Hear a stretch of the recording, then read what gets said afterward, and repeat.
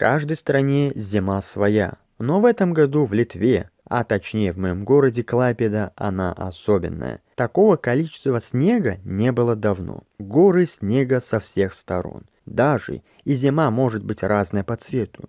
Если облачно, то настроение такое, как и при виде дождя.